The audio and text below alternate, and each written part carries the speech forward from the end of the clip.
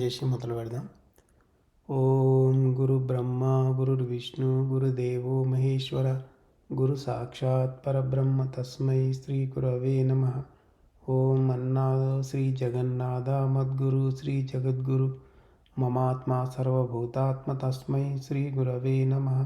ఓం అఖండ మండలాకారం వ్యాప్తం ఏన చరాచరం తత్పదం దర్శితం ఏన తస్మై శ్రీ గురవే నమః. శ్రీమత ఏకైక గురువు ఆధ్యాత్మిక సామ్రాజ్య చక్రవర్తి శతాధిక గ్రంథకర్త హిందూ జ్ఞానధర్మ ప్రదాత సంచలనాత్మక రచయిత త్రైత సిద్ధాంత ఆదికర్త శ్రీ శ్రీ శ్రీ ఆచార్య ప్రబోధానంద యోగీశ్వర్ల వారిచే రచించబడిన ప్రథమ దైవ గ్రంథము త్రైత సిద్ధాంత భగవద్గీత. మనము కర్మ సన్యాస యోగము అనే అధ్యాయం గురించి చెప్పుకుంటా ఉన్నాము.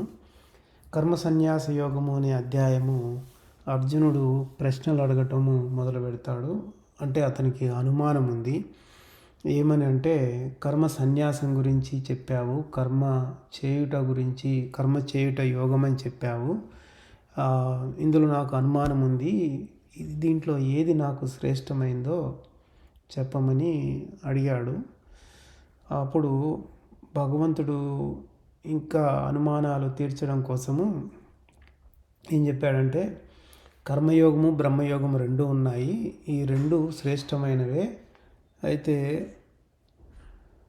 బ్రహ్మయోగం కంటే కర్మయోగమే శ్రేష్టమైందని చెప్పాడు.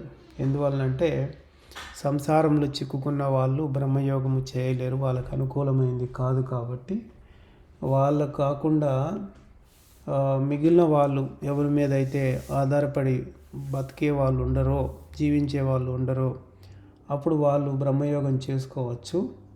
కర్మయోగము అందరికీ అనుకూలమైందిగా తెలియజేశాడు. ఇంకా ఏమన్నాడంటే, ఎవరికైతే అసూయ ప్రేమలు లేవో, ఎవరు సుఖదుఖ ద్వంద్వాలను వదిలివేయునో వాడే నిత్య సన్యాసి, వాడికి బంధాలు లేవు అని ఇక్కడ తెలియజేశాడు. అంటే ఇక్కడ గుణాలకు సంబంధించి అసూయ ప్రేమలు అనేవి రెండు తెలియజేశాడు. అసూయ అనేది చెడు గుణంలో పెద్దది, ప్రేమ అనేది మంచి గుణాల్లో పెద్దది. అయితే ఈ రెండు గుణాలనే కాకుండా మొత్తం అన్ని గుణాలని మనం ఇక్కడ లెక్కలోకి తీసుకోవాలి. ఇంకా ద్వంద్వాలను వదిలిపెట్టేయడము, తర్వాత సుఖదుఖాల ఎడల సమానత్వాన్ని పాటించగలిగి ఉండడము, ఇవన్నీ ఎవడైతే చేయగలుగుతాడో అట్టివాడు సన్యాసి, నిత్య సన్యాసి అని చెప్పిండు. అయితే మనం ఏమనుకున్నామంటే, నిజమైన సన్యాసం ఏదో అనేది భగవంతుడు తెలియజేశాడు. బయట కాషాయ వస్త్రాలు వేసుకొని ఇల్లు వాకిలు వదిలిపెట్టిపోయిన వాళ్ళు నిజమైన సన్యాసులు కాదు అని కూడా మనం చెప్పుకున్నాం. ఎవరైతే భగవంతుడు చెప్పినట్లుగా ఉండరో వాళ్ళు కాదు. భగవంతుడు ఏం చెప్పాడు? అసూయ ప్రేమలు లేకుండడము, సుఖదుఖాలు అనే ద్వంద్వాలను వదిలివేయడము ఎవరైతే చేస్తారో అట్టి వాళ్ళే నిజమైన సన్యాసి అని చెప్పిండు. అట్లా కాకుండా బాహ్య బంధాలను వదిలేసిపోవడం అనేది అది నిజమైన సన్యాసము కాదు అని చెప్పుకున్నాం మనము. ఇంకా 4వ శ్లోకం చూద్దాం ఈరోజు. సాంఖ్యయోగౌ పృథక్ బాలాః ప్రవదంతి న పండితాః ఏకమప్యాస్థితః సమ్యక్ ఉభయోర్విందతే ఫలం. ఇక్కడ రెండు యోగాలకు సంబంధించి ఈ శ్లోకము చెప్పి ఉన్నారు. ఇందులో కర్మయోగం వేరని బ్రహ్మయోగం వేరని తెలియని వాళ్ళు అంటూ ఉంటారు. తెలిసిన వాళ్ళు రెండింటిలో దేన్ని ఆచరించినా ఫలసిద్ధి అగునని చెప్తారు అని అంటున్నాడు ఇక్కడ. అయితే పైన శ్లోకంలో, అంటే 2వ శ్లోకంలో మనకేం చెప్పాడంటే కర్మయోగం విశిష్టమైందని చెప్పిండు. ఇక్కడేమో రెండు సరి అయినవే, వేటి ద్వారా అయినా సరే ఫలసిద్ధి కలుగుతుంది అని చెప్పాడు. మరి ఎందుకు ఇక్కడ రెండు రకాలుగా చెప్పాడు అన్న ప్రశ్న ఎవరైనా కానీ వేయొచ్చు అని అంటున్నారు స్వామివారు. దానికి జవాబు కూడా తెలియజేశారు మనకి. అయితే ఈ రెండిటి ద్వారా, అంటే ఏ ఒక్కదాన్ని ఆచరించినా కానీ ఫలసిద్ధి తప్పక కలుగుతుంది. అయితే ఇక్కడ ముఖ్యంగా చూసుకోవాల్సింది ఏంటంటే, ఎవరికి ఏది అనుకూలమో అది చూసుకోవాలి. ఇక్కడ సాధారణ జనాలకి కర్మయోగం అనుకూలంగా ఉంటుంది, విశిష్టత కలిగి ఉన్నదని తెలియజేశారు మనకి. అయితే ఎవరికైతే భార్య పిల్లలు వాళ్ళకి సంబంధించి తప్పక పనులు చేసి సంపాదించి కుటుంబాన్ని పోషించవలసిన బాధ్యతలు ఎవరికైతే ఉంటాయో అట్టి వాళ్ళు బ్రహ్మయోగం చేయలేరు. కాబట్టి వాళ్ళకి మటుకు కర్మయోగము శ్రేష్టమైంది. ఇక ఏ బాదరబందీ ఏ భార్య బిడ్డలు లేకుండా ఏమీ లేకుండా ఉంటారో వాళ్ళకి, అంటే వాళ్ళ జీవితం ఏం చేయకున్నా ఏ పనులు చేయకున్నా జీవితం సాఫీగా గడిచిపోతూ ఉంటుందో అలాంటి వాళ్ళకి సంబంధించి బ్రహ్మయోగం అనేది అనుకూలంగా ఉంటుంది. అయితే ఈ తేడాలనేవి మనుషులు ఆచరించడానికి ఇది సరి అయిందా అది సరి అయిందా అని చెప్పుకోవడం కొరకే, అంటే అంతవరకే. కానీ యోగాల్లో ఈ తేడా అనేది లేదు. ఎందుకంటే ఏ యోగమైనా సరే కర్మను కాల్చివేస్తుంది. దానికి సంబంధించే కింద శ్లోకంలో ఏం తెలియజేస్తుందంటే, యస్సాంఖ్యై ప్రాప్యతే స్థానం తద్యోగైరపి గమ్యతే ఏకం సాంఖ్యంచ యోగంచ యః పశ్యతి స పశ్యతి. ఏమంటున్నాడంటే, బ్రహ్మయోగం ద్వారా ఏ స్థానము పొందగలుగుతున్నావో అదే కర్మయోగం ద్వారా కూడాను పొందగలవు. ఇక్కడ బ్రహ్మయోగము కర్మయోగం రెండూ సమానమైనవే అని ఎవరైతే తెలుసుకుంటారో అట్టివాడిని వాస్తవ జ్ఞాన దృష్టి కలవాడు అని చెప్పొచ్చు అంటున్నారు ఇక్కడ. కాబట్టి బ్రహ్మయోగమైనా కానీ కర్మయోగమైనా కానీ అవి రెండు సమానంగా కర్మను కాల్చేటువంటి యోగ సాధనలు. అవి రెండు యోగములు అన్నట్టు. ఇక తర్వాత శ్లోకం చూద్దాము. ఇంకేమన్నా డౌట్ ఉందా ఇక్కడ? సన్యాసస్తు మహాబాహో దుఃఖమాప్తుమయోగతః యోగయుక్తో మునిర్బ్రహ్మణ చిరేనాధిగచ్చతి. ఇక్కడ ఏమంటున్నంటే, ఎవరైతే యోగం చేయరో అటివాడికి యోగం లేదు కదా. యోగము లేనివాడే యోగం చేయనివాడు. కర్మను సన్యసించనివాడు వాడు కర్మను సన్యసించడు. అట్టివాడు దుఃఖమునే పొందుచుండును. యోగముతో కూడుకున్నవాడు మనస్సును అణచినవాడు పరబ్రహ్మ పదవిని తొందరగా పొందును. అంటే ఇది రెండు యోగములకు సంబంధించే ఈ శ్లోకంలో మనకి తెలియజేశారు. అయితే చాలా భగవద్గీతల్లో ఈ శ్లోకానికి భావాన్ని వేరుగా రాసి ఉన్నారు. అది సరి అయిన భావాన్ని వాళ్ళు రాయలేదు. అది ఎలా అంటే, 350 భగవద్గీతలు రాస్తే ఒక్క త్రైత సిద్ధాంత భగవద్గీత తప్ప మిగిలిన అన్ని భగవద్గీతల్లో కూడా వాళ్ళు ఏ విధంగా రాశారంటే, ముందు ఒక్కరు రాసిన భావాన్ని తర్వాత వాళ్ళందరూ కూడా అదే యథావిధిగా వాళ్ళ భగవద్గీతల్లో కూడా రాసి పెట్టారు. అంటే పరీక్షల్లో ముందు ఒకడు రాసిన విషయాన్ని వెనుకున్నోడు చూసి వాడి ప్రశ్న జవాబు పత్రంలో కూడా రాసినట్లు ప్రశ్నకి జవాబుని ఇక్కడ వీళ్ళు కూడా అలాగే చేసి ఉన్నారు అన్నట్టు.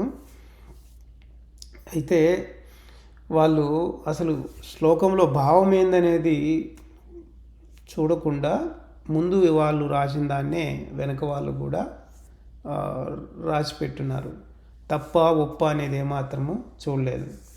వాళ్ళు ఏం రాసినారంటే, 4-5 శ్లోకాల్లో రెండు యోగంలో ఒకే సామర్థ్యం కలిగి ఉన్నామని చెప్పిన పెద్దలు ఏం చేసినారంటే, ఈ 6వ శ్లోకంలోకి వచ్చేసరికి మోక్షము పొందుటకు కర్మయోగ సహాయము అవసరము.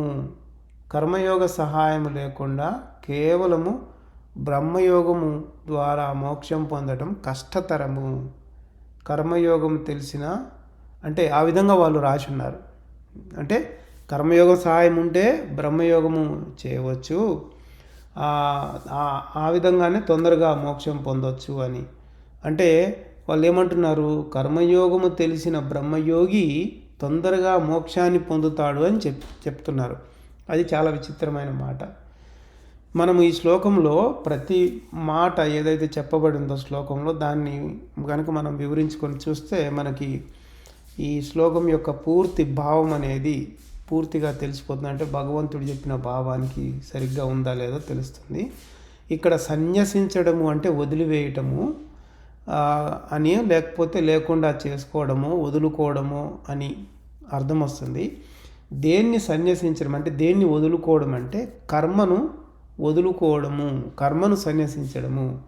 కర్మను సన్యసించడానికి 2 మార్గాలు భగవంతుడు తెలియజేసిండు. ఆ 2 మార్గాల్లో బ్రహ్మయోగం ద్వారా అయితే సంచిత కర్మ అనేది వదిలిపోతుంది. అదే కర్మయోగము ద్వారా అయితే ఆగామి కర్మ రాకుండా పోతుంది అన్నట్టు. కాబట్టి 2 కర్మల్ని లేకుండా చేసుకోవడం అన్న ఉద్దేశంతో శ్లోకంలో మనకి సన్యాసస్తు అని చెప్పి ఉన్నారు. కాబట్టి ఈ సన్యాసస్తు అనే మాట 2 యోగాలకు సంబంధించింది. అంటే ఈ 2 యోగాల్లో సన్యాసం అనేది సమానంగా ఉన్నది అని మనం తెలుసుకోవాలి. అది సన్యాసస్తు అనే మాట గురించి. తర్వాత అయోగత అన్నారు. అయోగత అంటే యోగము అంటే కలిసి కూడి ఉండడము, అయోగత అంటే విడివడి ఉండడం, అంటే యోగము లేకుండా ఉండడమే అయోగత. 2 యోగాలు లేకుండా ఉండడం అనే ఇక్కడ అర్థం చెప్పింది. ఒక కర్మయోగం లేకుండా ఉండటమని కాదు, ఒక బ్రహ్మయోగం లేకుండా ఉండటం అని కాదు. 2 యోగాలు అంటే ఏ యోగము లేకుండా ఉండడం అని అర్థం చేసుకోవాలి. కర్మ సన్యాసం కలిగిన 2 యోగములు లేకపోవడమే అయోగత. తర్వాత దుఃఖమాప్తు అని అంటే దుఃఖం పొందేదవు. ఎవరు దుఃఖాన్ని పొందుతారు? ఎవడైతే అయోగత, అయోగి అంటే యోగము లేనివాడై ఉన్నాడో వానికే దుఃఖం అనేది వస్తుంది. ఎందువల్ల? వాడు యోగం చేయడు, కర్మను కాల్చిపోడు. కాబట్టి ప్రతి పని ద్వారా కొత్తగా కర్మ అనేది వాడికి వచ్చి చేరుతూ ఉంది. కాబట్టి వాడు ఆ కర్మ ద్వారా దుఃఖాన్నే పొందుతూ ఉంటాడు. ఎప్పుడైతే కర్మలు నశించే యోగం ఉంటుందో అప్పుడే దుఃఖాన్ని పొందడు. కాబట్టి దుఃఖమాప్తు, దుఃఖాన్ని పొందుతాడు. ఎప్పుడు? యోగము లేనప్పుడు దుఃఖం పొందుతాడు. తర్వాత యోగయుక్తో అంటే యోగముతో యుక్తమై ఉన్నవాడు, అంటే కూడుకొని ఉన్నవాడు. అంటే పనులు చేస్తున్నప్పటికీ కూడా, అంటే అది కర్మయోగ పద్ధతి. కర్మయోగ పద్ధతితో పనులు చేస్తూ ఉన్నప్పటికీ కూడా వానికి కర్మ అనేది అంటదు. కాబట్టి ఇక్కడ కర్మయోగంతో కూడుకున్న వాడినే యోగయుక్తో అని మనం చెప్పుకోవాలి. ఇక ముని అంటే మౌనంగా ఉండేవాడు ముని. ఎవరు మౌనం వహించి ఉందరు? ఎవరైతే మనస్సును, ఇంద్రియాలను వశపరుచుకొని ఉండిపోతాడో అట్టివాడు బ్రహ్మయోగాన్ని పొందుతాడు. కాబట్టి వానినే ముని అని చెప్పాలి. వాడినే మౌనం వహించిన ముని అని అంటారు. ఇక బ్రహ్మ అంటే పరమాత్మను లేక మోక్షాన్ని బ్రహ్మ అన్నారు. నచిరేనాధి గచ్చతి అంటే తొందరగా పొందేదవు. దేన్ని? మోక్షాన్ని త్వరగా పొందుతాడు. ఎవడైతే యోగయుక్తుడై ఉంటాడో అట్టివాడే తొందరగా మోక్షాన్ని పొందుతాడు అన్నట్టు. కాబట్టి భావం కనుక ఇప్పుడు మనం చూసుకుంటే, మనం ఈ మాటలన్నిటికీ అర్థం తెలుసుకున్నాం. కాబట్టి కర్మ నశించు 2 యోగములు లేకపోయినా దుఃఖం పొందేదవు. కర్మను నాశనం చేసేటువంటి 2 యోగాలు, బ్రహ్మయోగం కానీ కర్మయోగం కానీ పాటించకపోతే దుఃఖాన్ని పొందుతావు. కర్మయోగము బ్రహ్మయోగం పొందినవాడు శీఘ్రముగా మోక్షం పొంది పరమాత్మలోనికి ఐక్యమగును. కర్మయోగాన్ని బ్రహ్మయోగాన్ని పొందినవాడు చాలా తొందరగా మోక్షం పొంది పరమాత్మలోకి ఐక్యమైపోతాడు. ఆ విధంగా మనకి ఈ 6వ శ్లోకంలో భావం మనకి చాలా వివరంగా స్వామివారు తెలియజేశారు. తర్వాత శ్లోకం చూద్దాము. యోగయుక్తో విశుద్ధాత్మా విజితాత్మా జితేంద్రియ సర్వభూతాత్మభూతాత్మా కుర్వన్నపి నలిప్యతే. ఏమంటున్నాడంటే, విశుద్ధాత్ముడై జితేంద్రియుడై సర్వజీవుల యొక్క ఆత్మను తన ఆత్మగా తలచు యోగికి కర్మలుండవు. ఇక్కడ శుద్ధాత్ముడు ఎప్పుడవుతాడంటే మాలిన్యము అయినటువంటి గుణములు లేకుండా ఉన్నవాడు శుద్ధాత్మ అని చెప్పుకోవాలి. అందుకే ఇక్కడ గుణములంటని శుద్ధాత్ముడైన జీవుడు అని తెలియజేస్తూ ఉన్నారు. అట్టి జీవుడు ఏం చేస్తాడంటే ఇంద్రియముల యొక్క పనులను నిలిపేస్తాడు. పనులను నిలిపేసినప్పుడు బ్రహ్మయోగాన్ని పొందుతాడు. అప్పుడు అతను ఆ యోగి యోగం పొంది ఉన్నాడు కనుక ఆత్మను దర్శించగలుగుతాడు. ఆత్మను దర్శించగలిగినప్పుడు అతనికి ఏం తెలుస్తుందంటే మిగతా జీవరాశుల్లో ఆత్మ ఏదైతే ఉందో ఆ ఆత్మ తనలో ఉన్న ఆత్మ ఒక్కటే అని తెలిసిపోతుంది. ఇంకా అలాంటి స్థితి ఎప్పుడైతే ఉంటాడో, ఎంతసేపు అయితే అలా ఉండగలుగుతాడో అప్పుడు అతనికి తాను అంతకుముందు కూడబెట్టుకున్నటువంటి సంచిత కర్మ ఏదైతే ఉందో ఆ సంచిత కర్మ అనేది నశించిపోతుంది. కాబట్టి ఈ శ్లోకం ముఖ్యంగా బ్రహ్మయోగులకు సంబంధించి తెలియజేసింది అని తెలుసుకోవాలి.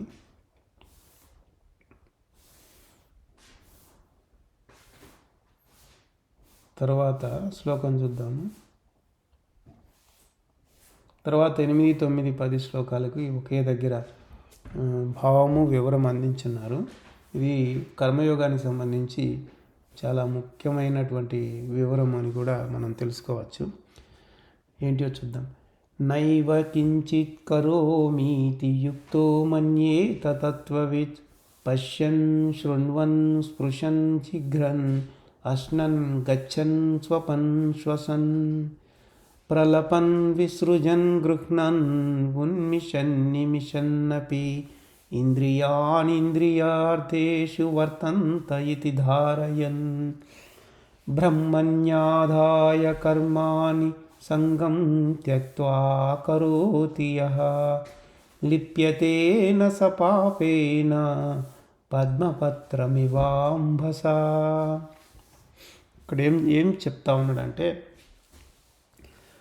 ఆత్మజ్ఞానాన్ని తెలుసుకున్నటువంటి కర్మయోగి ఏ కార్యమునకు అంటే ఏ పనికి తాను కర్తను కాదు అని తలచి చూస్తున్నా, వింటున్నా, తాకుచున్నా, వాసన చూస్తున్నా, తింటున్నా, నడుస్తున్నా, నిద్రిస్తున్నా, శ్వాస తీసుకుంటున్నా, పలుకుతున్నా, మలమూత్రాలు విసర్జన చేస్తున్నా, దేనినైనా గ్రహిస్తూ ఉన్నా, కనులు తెరుస్తూ కనులు మూస్తూ ఉన్న అన్ని పనులను ఇంద్రియాలే చేస్తున్నాయని తలచుచుండును. ఇది చాలా గొప్ప వివరమైనటువంటి విషయము కర్మయోగులకు సంబంధించి. ఈ విధంగా తన శరీరమందు జరుగు పనులను బ్రహ్మార్పణమునర్చి, అంటే తన శరీరం ద్వారా జరిగే అన్ని పనులను బ్రహ్మార్పణం అంటే దేవునికి సమర్పించి, అంటే ఆత్మకే సమర్పించి, సంగమనున్నది వర్జించినవాడు అంటే అహంకారంతో సంగమించకుండా ఉన్నవాడు తామరాకు ఏ విధంగా అయితే నీటి బొట్టు అంటదో అట్లే ఎల్ల పాపములలో అంటుకొనడు, అంటే ఏ పాపములో కూడా చిక్కుకోడు అని ఇక్కడ తెలియజేస్తూ ఉన్నాడు. ఇక్కడ మనకి ఈ శ్లోకంలో శ్లోకాల్లో చెప్పినటువంటి విషయాన్ని 2 రకాలుగా మనము విభజించుకొని చూస్తే, ఒకటి ఇష్టముండి జరుగునవి, 2 ఇష్టం లేకున్నా జరుగునవి అనేవి ఉన్నాయి ఇక్కడ. అయితే బయటనే కాకుండా శరీరం లోపల కూడా పనులు జరుగుతూనే ఉన్నాయి. వీటిని సైన్స్లో ఏమంటున్నారంటే, సైన్స్ ప్రకారంగా ఇచ్ఛాధీన అనిచ్ఛాధీన అని అంటున్నారు. అంటే ఇచ్ఛ ఉండి జరిగేవి, ఇచ్ఛకు లోబడి జరిగేవి, ఇచ్ఛకు లోబడకుండా జరిగేటువంటి పనులు అని అంటున్నారు. వీటిలో చూడటము, వినడము, తాకటము, తినడము, నడవటం అనేవి ఇచ్ఛ ప్రకారం జరుగుతున్నాయి కాబట్టి ఇవన్నీ ఇచ్ఛాధీన పనులు అని అంటున్నారు. అలాగే మనకు తెలియకుండానే శ్వాసక్రియ జరగటము, కనులు మోయటం, తెరవటము, ఇంకా శరీరం లోపల గుండె కొట్టుకోవడం, మూత్రపిండాలు పనిచేయడము, జీర్ణాశయము పనిచేయడం అనేది ఈ అనిచ్ఛాధీన కార్యాలు అని ఆ విధంగా చెప్తున్నారు. అంటే సైన్స్ ప్రకారం ఏం చెప్తున్నారంటే ఇచ్ఛాధీన కార్యములు, అనిచ్ఛాధీన కార్యములు. ఇచ్ఛాధీన కార్యములు అంటే మన ఇష్టానికి లోబడి జరుగుతున్నటువంటి కార్యములని, అనిచ్ఛాధీన అంటే మనకి ఇష్టం లేకున్నా కూడా జరిగేటువంటివి. మనకి ఇష్టం లేకున్నా జరిగే కార్యాల్లో ఇప్పుడు శ్వాస ఉంది, అది మనకి బయటకు తెలియబడేదే. కళ్ళు మూయటం తెరియటం కూడా మనకి తెలియబడేదే. అయితే అది అనిచ్ఛాదీన కార్యమే. అలాగే మన శరీరంలో కూడా అనిచ్ఛాదీనంగా కార్యాలు ఏం జరుగుతున్నాయంటే గుండె కొట్టుకోవడం కానీ, మూత్రపిండాలు ఆడటం కానీ, జీర్ణక్రియ జరగటం కానీ, ఇవన్నీ కూడా ఇవి అనిచ్ఛాదీన కార్యాలు అని చెప్పున్నారు. అయితే ఇక్కడ వీళ్ళు ఈ విధంగా వర్గీకరించి చెప్పినప్పటికీ కూడా సైన్స్ ప్రకారంగా వాళ్ళు చెప్పినవి కూడా తప్పే అని మనము నిరూపించవచ్చు అంటున్నారు మనకి తెలియజేస్తున్నారు స్వామివారు. ఎందుకంటే ఇచ్ఛాధీనంగా కదిలేటువంటి కాళ్ళు చేతులు కూడా అనిచ్ఛాధీనంగా పనిచేస్తున్నాయి. ఎందువలనంటే మనకి తెలియకుండానే ఏదైనా మన కాలు మీద కానీ చేతి మీద కానీ పాకినప్పుడు చటుక్కున కాలు కదలటము, చెయ్యి కదలటము జరుగుతూ ఉంది. అప్పటికప్పుడు మనము అనుకొని చేసింది కాదు, దానంతట అదే జరుగుతుంది. అది అనిచ్ఛాధీనమే కదా. ఇంకా నిద్రలో ఏం జరుగుతుందంటే కాళ్ళు కదలటం, చేతులు కదలటం కూడా జరుగుతూ ఉన్నాయి కదా. మరి నిద్రలో ఆ విధంగా జరుగుతున్నప్పుడు అది ఇచ్ఛాధీన కార్యం కిందికి ఎలా వస్తుంది? రాదు. ఇంకా చాలామంది నిద్రలో నడిచే వాళ్ళు కూడా మనం విన్నాం. అంటే అవి మనం సినిమాల్లో కూడా చూస్తున్నాం, నిజంగా నడుస్తున్నాడని కూడా మనము ఎంతోమంది చెప్పగా విన్నామన్నట్టు. అంటే వాడికి తెలిసే నడుస్తున్నాడా? అంటే వాడు నడవాలనే నడుస్తున్నాడా? లేదు, వాడి నిద్రలో జరుగుతుంది, వాడికి తెలియదు మేల్కొన్న తర్వాత. కాబట్టి సైన్స్ ప్రకారంగా వీళ్ళు వర్గీకరణ చేసి చెప్పినటువంటిది ఇచ్ఛాధీన అనిచ్ఛాధీన అనేది కూడా తప్పు. అయితే మనం ఏ విధంగా చెప్పుకోవాలి అంటే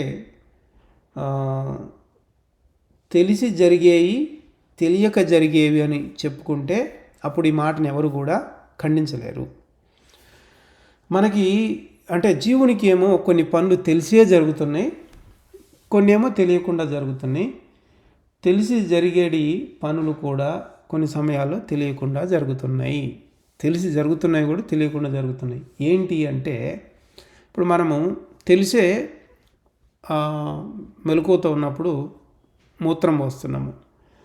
అదే కొందరు ఏం చేస్తున్నారు, నిద్రలో మూత్రం పోస్తున్నారు.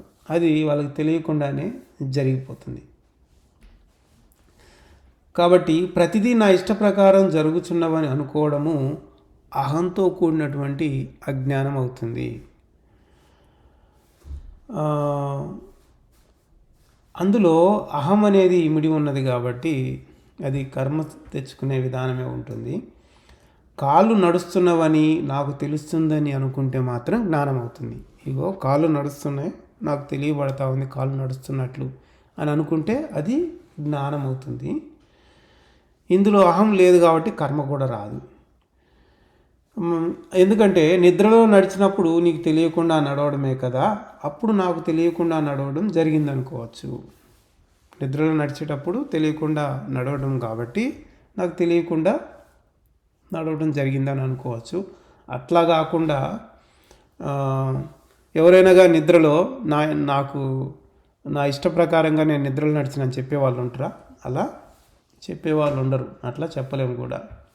కాబట్టి శరీరంలో జరిగే పనులన్నీ మనకు తెలిసి జరుగుతున్నాయి, కానీ ఇష్ట ప్రకారం జరుగుతున్నాయి అని అనుకోవద్దు.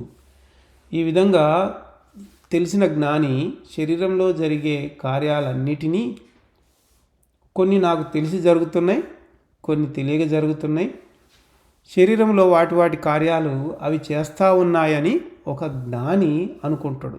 అంటే శరీరంలో జరిగే యంత్రాంగం అంతా తెలిసినటువంటి జ్ఞాని అలా అనుకుంటాడు. అజ్ఞానం ఉన్నప్పుడు అది ఎలా ఉంటుందంటే రాత్రి ఇంటి బయట నిద్రపోయినోడు తెల్లారితానే వాడు ఇంట్లోపల లేస్తున్నాడు. వాడికి బయట నుంచి ఎప్పుడు ఇంట్లోకి వచ్చింది తెలియదు. నిజంగా ఎంత ఆలోచించినా కానీ వాడికి అర్థం కాని విషయం. తర్వాత ఇతరులను అడిగితే నువ్వు బయట పడుకుని ఉన్నావు, వర్షం పడతా ఉంది, అప్పుడు నువ్వు దుప్పటి లాక్కొని గబగబా లోపలికి వచ్చి పడుకున్నావు అని చెప్తారన్నట్టు. అయితే అంత నిద్రలో లోపలికి వచ్చినప్పుడు వారి కాళ్ళు నడిచాయి, చేతులు పనిచేశాయి, వాడు లోపలికి వచ్చి పడుకున్నాడు. కానీ వాడికి తెలిసి జరిగిందా ఇదంతా? లేదు, తెలియకుండా ఇదంతా జరిగింది. కాబట్టి ఈ ఒక్క సంఘటన వల్ల మనం ఏం చెప్పొచ్చు అంటే, మనము వేరు, మన శరీరం వేరు. మన శరీరాన్ని నడిపించి పని చేయించే శక్తి ఇంకొకటి ఉందని సులభంగా ఎవరికైనా తెలుస్తుంది. అప్పటికి కూడా తెలియకపోతే ఇక నువ్వు ఎలాంటి వాడివంటే, అప్పుడప్పుడు అడిగినప్పుడు కూడు కూర పెడతా ఉందని పక్కింటామని నా భార్య అని అనుకోవడము చాలా తప్పు. అలాగే నీ శరీరంలో నీకు అవసరమైనప్పుడు నీకు అనుకూలంగా కాలు చేతులు కదిలియని తర్వాత వాటికి నువ్వు అధిపతి అనుకోవడం కూడా తప్పే. ఎందుకంటే ముందు మన ఉదాహరణ కూడా చెప్పుకున్నాం కదా, ఎలాగైతే పక్కింటి ఆవిడకి ఆమె భర్త ఉన్నాడో అలాగే నీ శరీరంలో నీ అవయవాలను ఆడించేటువంటి అవయవాలకు కూడా ఒక భర్త అనేవాడు ఉన్నాడు. ఆ భర్తే అవయవాల్ని ఆడిస్తూ ఉన్నాడు. అతని స్థానాన్ని నువ్వు ఊహించుకోవడం అనేది, నాదే అనుకోవడం అనేది తప్పు అవుతుంది అన్నట్టు. మన శరీరంలో 130 పాళ్ళు పనులైతే తెలిసి జరుగుతున్నాయి, 70 పాళ్ళు తెలియక జరుగుతూ ఉన్నాయి. ఆ విధంగా తెలిసిన వాడు తెలిసి తెలియక జరిగే పనులకు నేను కారణం కాదని అనుకుంటాడు. అట్టివాడే నిజమైన కర్మయోగి అవుతాడు. అలాంటి వానికి అతను చేసే పనులలో కర్మలు అనేవి అంటుకోవు. ఆ విధంగా యోగంతో ఉంటాడు కాబట్టి ఆ యోగం ద్వారా ఉత్పన్నమయ్యేటువంటి అగ్నికి ఏమవుతుందంటే ఆ కర్మలన్నీ కూడా కాలిపోతాయి. అంటే ఆగామి కర్మ రాకుండా కాలిపోతుంది అన్నట్టు. అది మనకి ఈ శ్లోకంలో ఇచ్ఛాధీన కార్యములు, అనిచ్ఛాధీన కార్యములు అని, తర్వాత అవి సరి అయినవి కావు సైన్స్ ప్రకారంగా వాళ్ళు చెప్పుకునేయని, అట్లాగే మనం ఏ విధంగా చెప్పుకుంటే సరే అనుకున్నామంటే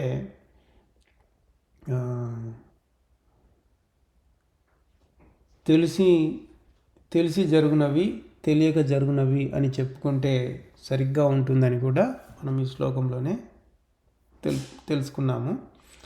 ఇక తర్వాత శ్లోకాలు చూద్దాము. కాయేన మనసా బుద్ధ్యా కేవలైరింద్రియైరపి యోగినః కర్మ కుర్వంతి సంగం త్యక్త్వా ఆత్మశుద్ధయే యుక్తః కర్మ ఫలం త్యక్త్వా శాంతిమాప్నోతి నైష్ఠికీం అయుక్తః కామకారేణ ఫలే సక్తో నిబధ్యతే. శరీరము, మనస్సు, బుద్ధి, ఇంద్రియముల చేత జరిగేడి పనులకు సంగమము లేకుండా ఆత్మశుద్ధియే ఆశయముగా కర్మఫలములందు కాంక్ష మానిన కర్మయోగి పనులు చేయుచున్నను శాంతి పొందును. కర్మయోగి కానివాడు కోర్కెలను మానుకోలేక బంధనములో చిక్కుకొండును. ఇక్కడ ముఖ్యంగా సంగమం లేకుండా పనులు చేసినట్లయితే వానికి కర్మ అంటదు. అట్టి వానికి ఆగామి కర్మ అనేది రాదు. పనులు చేస్తున్నప్పటికీ కూడా అతడు శాంతిని పొందగలుగుతాడు. కర్మయోగం లేనటువంటి వాడు ఎల్లప్పటికీ కర్మనే పొందుతూ ఉంటాడు కాబట్టి వాడు బంధనాల్లోనే చిక్కుకొని ఉంటాడు అని తెలియజేస్తూ ఉన్నాడు. ఇక తర్వాత శ్లోకం చూద్దాం. సర్వకర్మాణి మనసా సన్యస్యాస్తే సుఖం వశీ నవద్వారే పురే దేహి నైవ కుర్వన్న కారయన్.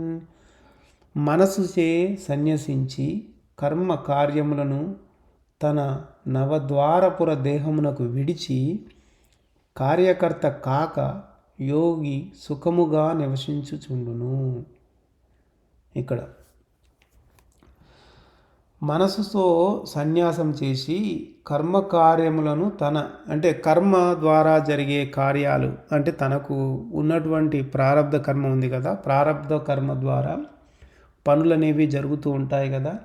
ఈ జరిగే పనులన్నిటినీ నవరంధ్ర దేహము ఉంది కదా, ఈ నవరంధ్ర దేహానికే వదిలేస్తే ఆ దేహమే పనులు చేసుకుంటూ ఉంటుంది అన్న భావన కర్మయోగికి ఉంటుంది. అప్పుడు కర్మయోగి ఏ కార్యానికి కూడా నేను కర్తను కాదు అని ఉంటాడు. అలాంటి యోగి సుఖంగా నివసించుచుండును అంటున్నాడు. అటు యోగికి సుఖము లభిస్తుంది అని.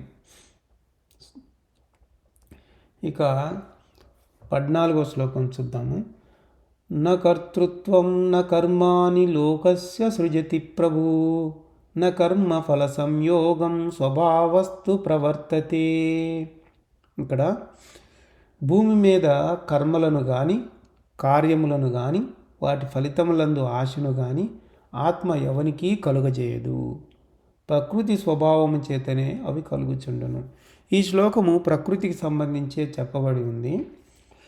అంటే ఇప్పుడు స్వధర్మము పరధర్మము అని మనకి అంతకుముందు తెలియజేశాడు కదా. శ్రేయాన్ స్వధర్మో విఘ్న పరధర్మ స్వానిష్ఠితాత్ స్వధర్మే నిధనం శ్రేయ పరధర్మో భయావహ అని తెలియజేశాడు.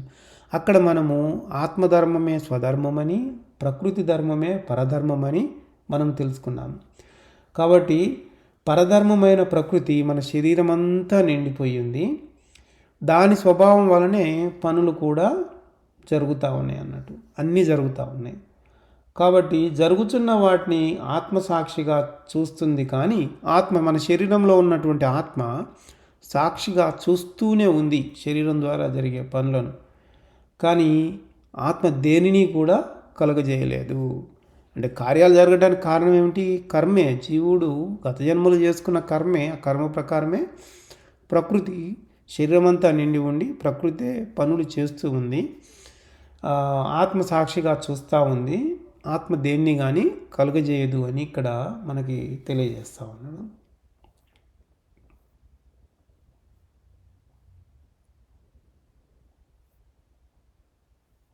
ఇంకా తర్వాత శ్లోకం చూద్దాం.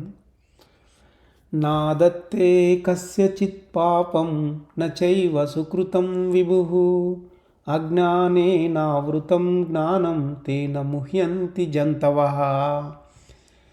ఎవని పాపము కానీ ఎవని పుణ్యము కానీ ఆత్మ తొలగించదు. అజ్ఞానము చేత జ్ఞానము కప్పబడి ఉన్నది. దాని చేత ధరణిలో జనులు భ్రమిస్తున్నారు అని తెలియజేస్తున్నాడు. ఇది కూడా ప్రకృతి స్వభావంతో నిండిపోయి ఉన్నటువంటి మనుషులకు సంబంధించి తెలియజేస్తూ ఉన్నాడు ఇక్కడ. ఇంకను ఏమంటున్నాడంటే అజ్ఞానంతో జ్ఞానం కప్పబడి ఉంది. జనాలందరూ కూడా దానిలోనే భ్రమిస్తూ ఉన్నారు ఈ ధరణిలో అని తెలియజేస్తూ ఉన్నాడు. ఎవరు ఎంత యోగాన్ని ఆచరిస్తే అంత కర్మే కాలిపోతుంది. ₹1 యోగం ఆచరిస్తే 10 రూపాయల కర్మను దేవుడు కాల్చడు. కాబట్టి దేవుడు ఒకరికి లాభం చేకూర్చాలని ఒకరికి నష్టం చేకూర్చాలని ఏమాత్రము అనుకోడు. అందుకే ఇక్కడ ఆత్మ ఎవరి కర్మను తొలగించదు. అంటే ఎవరి కర్మను వాళ్ళే తొలగించుకోవాలి. అంటే ఎవరి కర్మకు సంబంధించి వాళ్ళే యోగము పాటించి కర్మను తొలగించుకోవాలి. అది ఒక్క యోగ పద్ధతి ద్వారానే సాధ్యమవుతుంది. చాలామంది ఏమంటారంటే మేము ఎన్నో ఆరాధనలు చేస్తున్నాము, మా పాపమును దేవుడు తీసివేస్తాడని అనుకుంటూ ఉంటారు. అది ఎంతోమంది చెప్తానే ఉంటారు.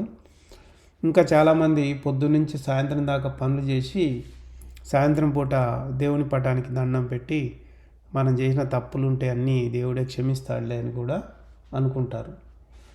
ఇంకా వాళ్ళు ఏం చేస్తారంటే మేము సంపాదించుకున్న పాపాలన్నీ పోవాలంటే వేలకు డబ్బులు ఖర్చు పెట్టి పూజలు చేస్తే పోతాయిలే అని అనుకుంటారు. కానీ అదంతా కూడా ఒట్టిదే. అజ్ఞానం అనేది ఏం చేస్తుంది? వాళ్ళలో జ్ఞానాన్ని కప్పివేసి ఉంచింది.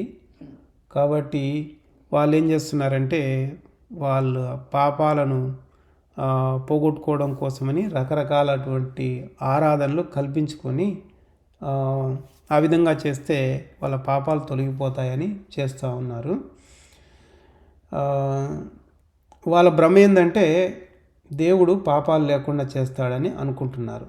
కానీ ఇవన్నీ మానవుడు భ్రమతో చేస్తున్నాయే, అంతేగాని దేవుడు అలా వాళ్ళకి పాపాలు ఎట్టి పరిస్థితుల్లో కూడా తొలగించడు. అలా తొలగించేదైతే అసలు ఈ భగవద్గీతలో యోగాల గురించి చెప్పే అవసరమే లేదు. పాపము కానీ పుణ్యము కానీ ఆ రెండు కర్మే. ఆ కర్మను తొలగించుకునే మార్గం ఏంటి అంటే యోగము తప్ప వేరే ఏమీ లేదని మనం తెలుసుకోవాలి.